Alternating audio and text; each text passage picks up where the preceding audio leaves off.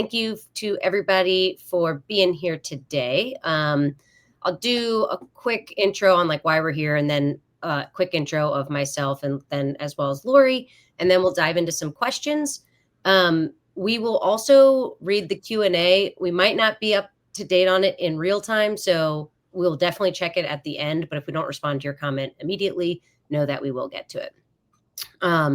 Okay, so why we're here. We are talking about AI in the hiring process and the job search. Questions we get asked, common misconceptions we see, hot topics being discussed, and just trying to debunk some of the myths out there and provide inputs from our perspectives. So, Lori, do you want to introduce yourself first, and then I'll go and kick us off with the first question? Sure. I'm Lori Golden. I am about a 25-year veteran in recruiting and talent acquisition. I've been primarily lodged in the tech startup space, scaling really interesting, disruptive companies. And now for about the last year and a half, I've been building the Rebel HR, a small community of other talent leaders and senior talent professionals who are looking to shape shift and level up, as well as some who are in-house right now and looking to add intelligent friction to the top of the funnel to deal with all the applicants. So that's me, and I'm excited to see all of you. Awesome. Thanks, Lori. And my name's Molly Wheaton. I'm a co-founder at Earn Better. We are a company that uses AI to help folks in the job search. Before that, I worked at a couple different tech startups, mostly in operations, most recently one in the labor space, specifically for energy companies. And I met Lori probably 8 or 9 months ago, and we've just kept in touch and have had great conversations, and decided something like this would be helpful for the community. So hope you guys enjoy, and I'll kick us off with the first question, which Lori will take point on. And that one is, how is AI being used in the hiring process? And like kind of a part two, what are the implications for the various actors? So recruiters, hiring managers, job seekers. Totally. Well, I can tell you let's start with saying, and the reason I love doing these, Molly, is because, I spend a lot of time out there in the comments. People see me out there in the comments trying to really clarify some of the misconceptions. But it's hard in the comments to add the kind of context and nuance that is required for this. So I'm super excited to do that here. For one, I want to say that everything that companies are adding right now in the hiring process is a reaction to a lot of challenging moving parts, one of which is unprecedented applicant volume for roles.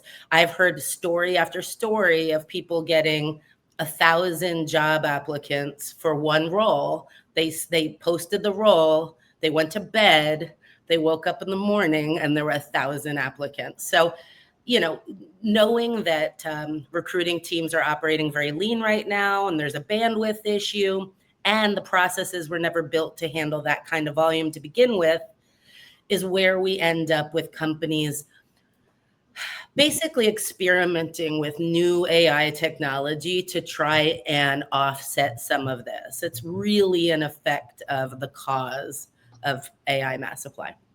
So I mean, there are good ways, there are good versions of AI to add at top of funnel. And then there are some challenging tools as well that job seekers are specifically being turned off by.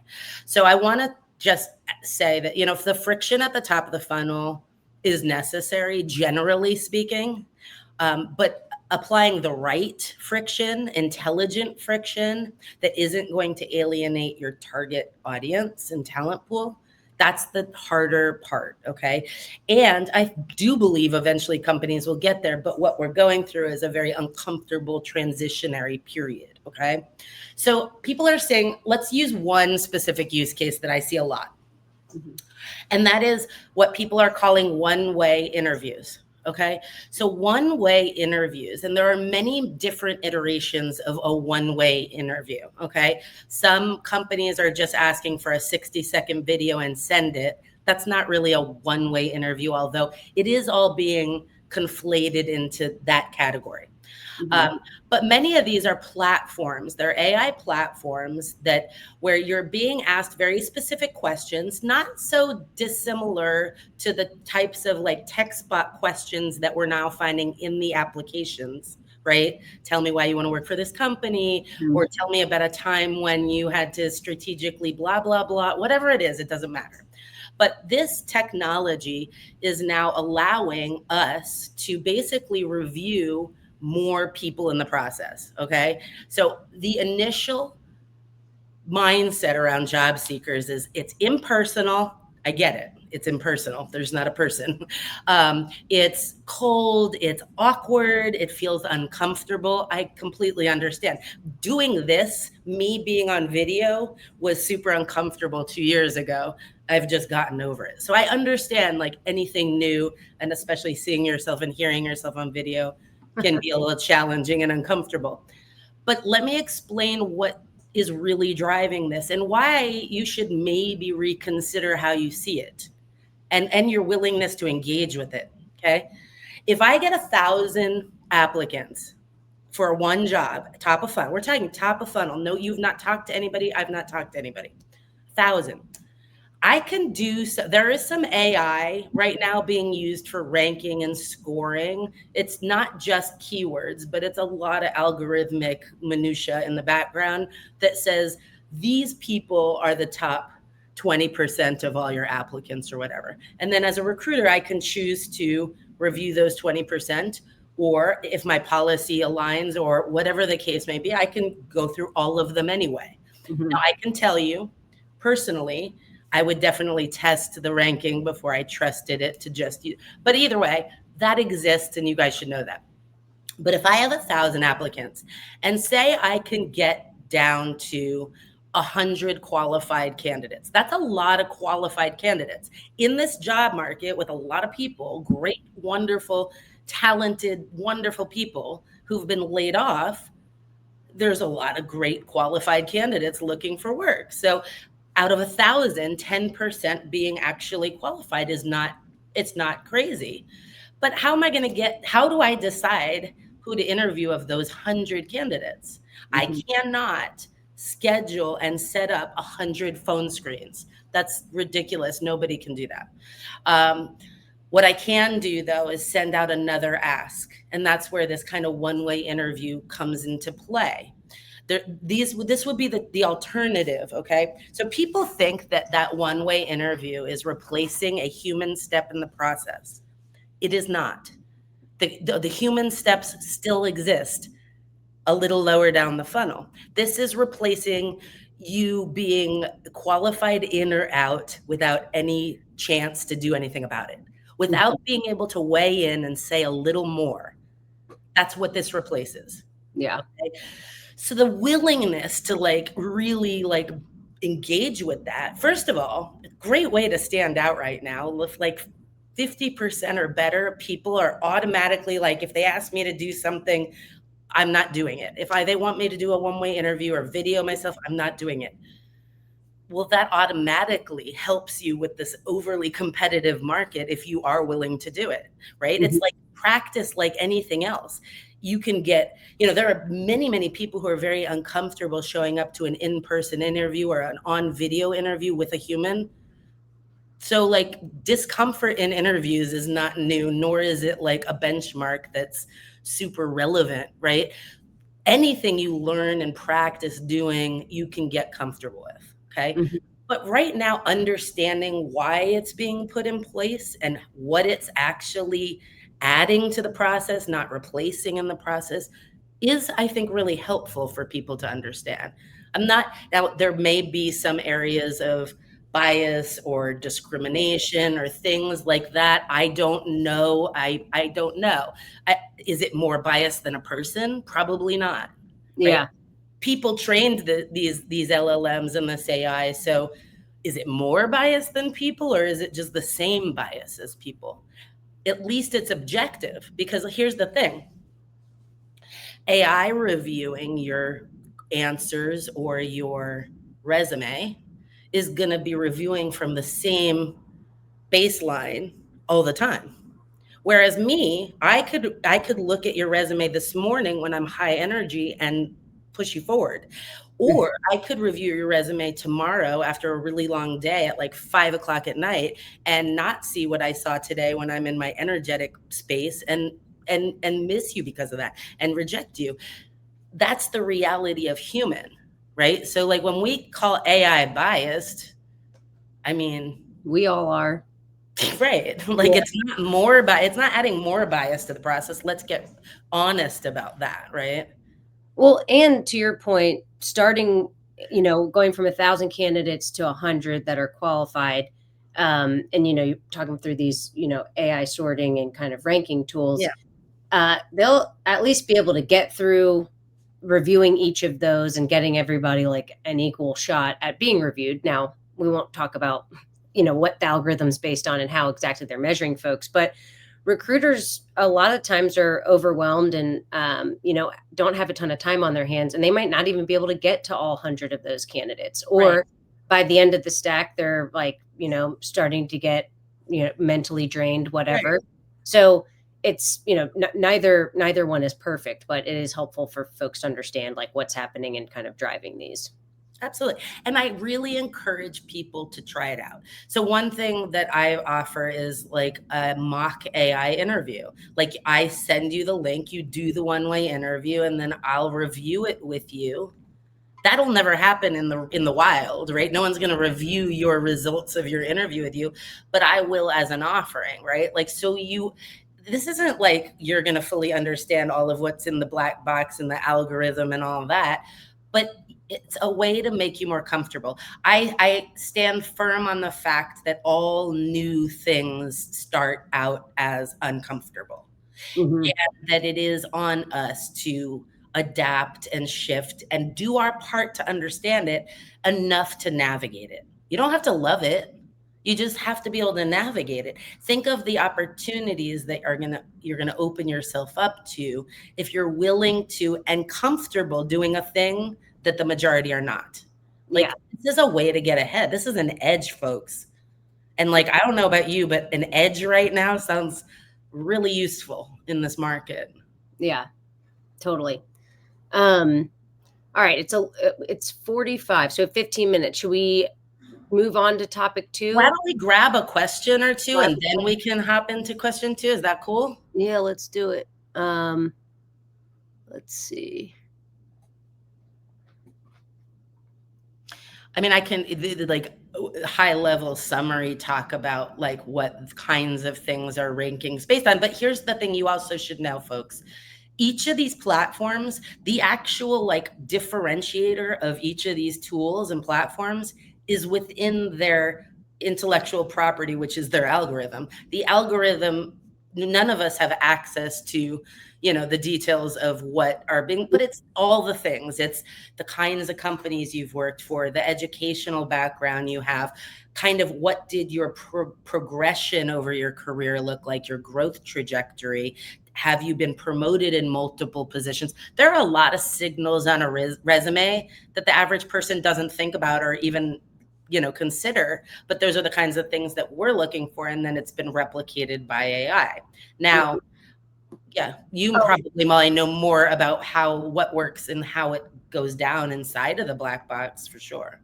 well, yeah, and I think there's just plus one to what you were saying, Lori. It will, and again, it depends on how the algorithm has been trained and what it's looking for. But like, if the job description is calling for a certain number of years of experience, or they're looking for folks that have worked at a financial services company or healthcare tech or whatever it might be, the AI is basically going to parse through the resumes and look for those types of experiences or skill sets, or maybe it's experience with certain systems or software tools.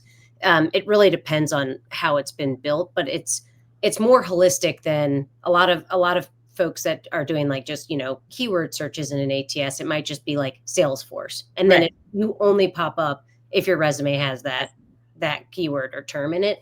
So it's typically a little bit more holistic than that, but yeah, that's what I And was. and intuitive as well. Like it's I can tell you that, and I've given a little feedback to a lot of people on these platforms, and the best ones are the ones that allow the recruiter to say, like, yeah, that was a bad, like, that's not a great match. Or, like, we are part of training the algo to be better, to Exactly. be able to better align. So, while it's really bad right now, the good news is all these platforms have deep machine learning capabilities, and over time, if they keep the same recruiting staff in place for 5 minutes, which companies should, then these machines will get trained. They will get better. Remember, everybody, when we first okay, so probably half the people listening don't remember when cell phones were introduced, but I'll tell you about that day.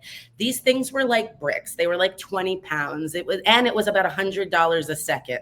And I mean, like, it was really bad, but they got great fast. The iterative process of that technology was mind blowing. And now we have full computers like in our pockets all the time. Now, if you had asked me, 40 years ago or whatever, when I saw the first brick, if I thought that this was possible or that we were going to get to something, that I would have laughed. But like, here we are. AI is going to get better. AI is not going to replace you, but it might replace you if you don't learn how to adapt to it. Yeah, I agree with that. I think that's a good segue to the next part of this. Yes. So Yes. the next part is well, we're digging in basically on how job seekers now are using AI in the process. There are several different types of ways that we're seeing job seekers using AI, and they're not all equal, but again, often are clumped and conflated together, much like on the recruiter side of things. So Molly's going to dive in a little bit on what some of those different use cases look like, and some that are better than others. I mean, like, I've loud out there about my disdain around lazy apply. That's any AI mass apply. I call it lazy apply. There's actually a company called Lazy Apply. But we're going to talk about the difference between that and other much better ways to use AI. Yeah. And yeah, I think just to kick it off, like, job seekers are using AI in a lot of different ways, like from updating resumes to finding jobs to apply for, prepping for interviews, figuring out how to price themselves in negotiation conversations, kind of the whole 9 yards. And just like anything, I'm all about people using technology to help themselves. If it can help you be more effective, save you time, do your job better, be more creative, whatever it might be. Also a proponent of, doing the right thing and being ethical and responsible in how you're applying technology to whatever you're doing. One thing I'm often asked before I hop into like the good and bad use cases is like, is AI considered cheating in the job search? Like, should job seekers be using AI? I do not think it is cheating. I could go out there and I could hire a resume writer or a career coach, or I could, ask Lori, like, can you give me feedback on my resume or my job search approach? Nobody would bat an eye or judge me for that. And AI is doing something similar, but making it accessible to more people. So if that folks that can't afford necessarily to hire a resume writer or a career coach. So as long as people are, engaging and doing it responsibly, I'm all for it. Obviously, there's gray areas, and we'll go into a couple of these examples, but I personally think job seekers should be using it to their advantage, but in a responsible way. And on the recruiting side, I'll just say that, like, especially when we're recruiting for tech companies in innovative environments, we want to see good use of the tools that are available to you. But you have to also understand good use of the technology available to you means adding your own voice and style, or editing it, just proofreading it. Everybody's heard of the Pfizer banana keyword job description, like, game. I guess people think it's a game. But that's to catch people who aren't using it responsibly. They're not proofreading. They would notice the word banana in the middle of their resume if they looked at what they submitted before they submitted it. So, like, again, that kind of understanding, it's all about the good use of the tool, we're looking for, not that you use the tool. Totally. Use it as a baseline. I mean, I personally would be a lot less productive in my everyday life if I didn't use AI, but you shouldn't rely on the output Yeah. to be, your final deliverable. Absolutely. But yeah, so a good use case in my opinion. So, like using AI to prepare for an interview, I do not mean having a tool that answers the questions for you in real time, which I know that exists. That's the thing. It's a real thing right now. I mean, like helping you to do research on the company, figure out what questions to anticipate, practicing those questions ahead of time, so you're feeling more comfortable and confident walking into it. And you can do this with a bunch of AI tools. Like we offer one at Earn Better. There's Google Warm Up, and just the practicing of it before you walk in is super important, and you can work out a lot of kinks. So I think that's an example of a good use case. There's plenty more. I think like cutting out all of the manual tasks and like hours of like customizing resumes and cover letters is another great use case. And Earn Better does that awesome. Sorry to interrupt, but Molly's humble. She's not going to say it. Earn Better is incredible for adding that. You can bring your own job description and your resume, and it'll not rewrite your whole resume, but it'll add like very cleverly the missing keywords and the missing points. I know Chanel asked about this. Go check out Earn Better. It's like, anyway, back to Molly. Thank you. I appreciate it. And yeah, so I think for a bad use case, and there's plenty of these as well, like Lori touched on one with the easy applies, which I tend to agree that that's just pumping a lot more noise into the system. I understand why a frustrated job seeker might turn to that. I just don't think that's ultimately, going to be the solution for both sides here. But another bad use case would be, if I tried to falsify my background or experience, and I went into ChatGPT and said, write a resume for me to help me land this software engineering job at Apple or Google. I have zero experience in that. So yes, I could use AI to help me, try to stand out if I wanted to apply for that job. That's messed up, not right, unethical. And, similar situation if I tried to use AI to cheat my way through an assessment or an interview. But like, I truly believe bad actors will get smoked out, and people could also do these things with or without AI. AI, like AI can make it easier to do it, but it's really more about like, there's good actors and there's bad actors. And AI can serve bad purposes if people don't have, the best intentions, but there are plenty of people out there using it in the right ways to help themselves, be more efficient, be more effective. And I'm definitely a proponent of that. Yeah, totally. Listen, the same integrity that you would apply prior to AI should be applied with AI, if not maybe a little more. But yeah, it's no different. Just like Molly said, the bad actors are going to find a way to cheat, lie, and steal, regardless of where we are in our technology journey. And that really shouldn't be the biggest concern. Sure, it's an uptick in scams and weird stuff, but again, I'm all for people just focusing on how you can leverage what is to have better results for you. Like that's really what this is about, right? We can argue all day long about right, wrong, philosophical pontifications about AI and blah, blah. But like, what has that to do with you need a job? This is what's going on in the market, and how can you best navigate and leverage it while keeping your mental health intact? The other really downside of like the AI mass apply, which I call all things lazy apply, not to be mistaken with easy apply on LinkedIn, it is a little different. I'm talking about standalone platforms that you go to that apply for 100 jobs a day on your behalf without your knowledge. And that's a real thing that people are doing. So, like those, think of the uptick in rejection you're going to get. That's like inherently like just all that built-in additional unnecessary rejection. You're going to get plenty of rejection in any job search. Probably not adding more. I'm all for having a very high targeted search, and you can even use AI well in a targeted search. So yeah, totally. +1 on that. All right, so we have a couple minutes. Should we take a few more questions? Yeah, Chanel, really go check out Earn Better. What I like about Earn Better, and not just because Molly's here and that's her tool, is because, and no, honestly, like this wasn't even about Earn Better, this conversation. I just happen to really like it. What I like about it is it's free for job seekers.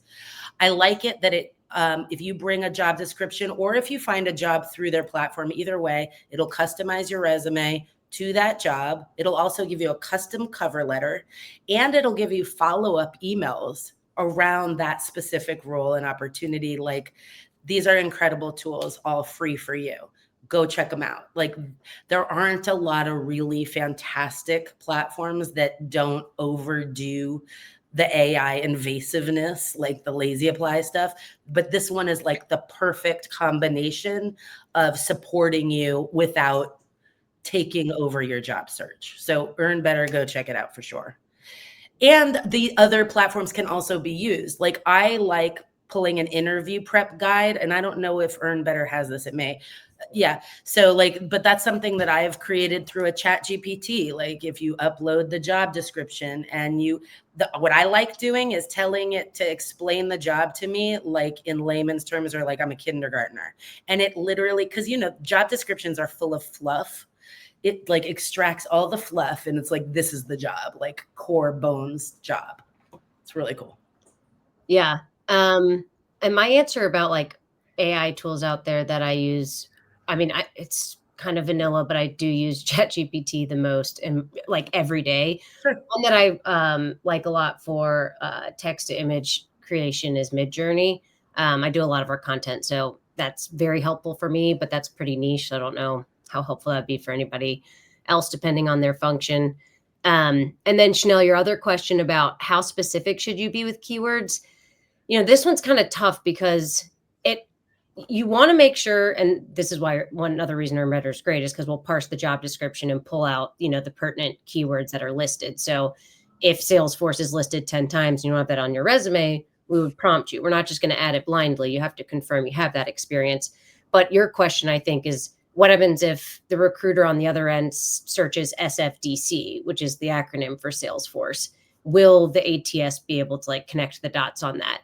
And from my understanding, and Lori, correct me if I'm mistaken, but I think there are some ATSs that can make that connection, but for the most part, they probably can't. And so at that point, you're kind of how granular you get with keywords on your resume. You don't want to drive yourself crazy and spend an hour on every single resume because that's just there's not enough time to do. If you're doing that, you're probably not a fit. Sorry to say. Yeah, like just look at the job description, figure out what from there, what are the 5 to 10 things that are the most important? Are those represented in your JD? In your resume? Yes or no. If you have them, add them. But yeah, I wouldn't spend too much time going for like the exact word to word because that will drive you crazy. I want to address real quick, AI does not understand what ethics and integrity means. No, because it's tech, it's not sentient, and it doesn't have to. We do. We're the ones using it. It isn't using itself, right? We're not there yet, and like hopefully not close to that. But like we're still guiding the usage of AI. Our integrity has never been more important than it is in 2024 and going forward. So like, really remember, responsibility lies within each of us as a human being, part of the collective. Yeah. I think that's well put. What are the most innovative ways to prepare for an interview using AI? So look, I haven't seen this offered, but this is a great way to plug myself on our way out here. Like, I am offering, I'm calling it the AI black box interview. If you know you have an interview coming up, or you know that there's a likelihood that you will face a one-way AI interview at some point in the future, which we all eventually will. If you are curious enough about it and want to try your hand, I will, we can book that with me on my booking, and I will basically send you the link. You send me the job that represents your target job. I send you the link. created for that job specifically. You do the interview on your own. It takes under 15 minutes and you just click a button. You don't have to record anything in your own technology. It's all built into the platform, super easy to use. And then I will get the report back and then we'll get on a call and I will show you what recruiters and hiring leaders will see about you, how they're using this technology so that you can get comfortable. And I'll give you feedback on it and like coach you around how to better come across on an AI interview. But it's a great opportunity. I mean, I'm not even saying I love the idea of it or that I would want to implement it in my process, but it's a reality of where we're going in tech. So I do always believe we should try it out, navigate it. There are people who say they hate one-way interviews, and then I ask, well, have you ever done one? And they say no. So again, it's like, I hate broccoli. Cool. Have you ever tried broccoli? No. Okay. I'm here to introduce broccoli. So let, let me know if you want to try some broccoli. I love it. And yeah, I definitely recommend checking out Lori as a resource. We have some interview prep materials on Earn Better as well. They're also free. You can get an interview guide, which is basically, 2 pages of information on the company, questions to anticipate, questions you could potentially ask. And then we also do mock interviews with AI. So you answer a couple questions and get feedback. And it's all tailored to the job and the company that you're applying for. So I think at the end of the day, the most important thing is to do your research and prepare before going into an interview. There's a plethora of tools out there that can help you. And if anybody wants to chat more about that, I'm sure Lori or myself would be interested in providing more intel there. Absolutely. Absolutely. Any other questions we can grab real quick or no? I'm looking through them.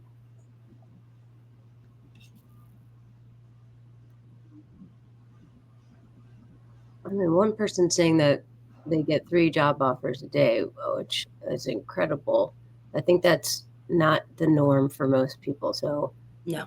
I would say Do a happy dance and count yourself lucky. yeah. I think we got to the rest of them. Yeah. Hey, listen, if you already found something and you're getting like lots of now traction in your job search, but you already landed, go find people in your network like you. Pass those things on.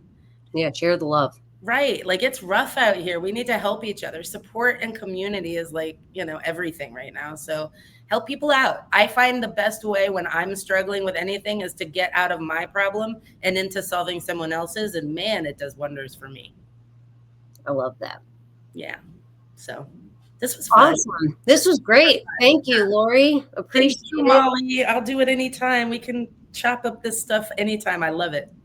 And if anybody has feedback, Yes. things we'd want to see less of, more of, if we do a future one, topics you'd want us to cover, or questions, let us know. Otherwise, happy Tuesday, and I hope everybody has a good rest of their week. Happy Tuesday.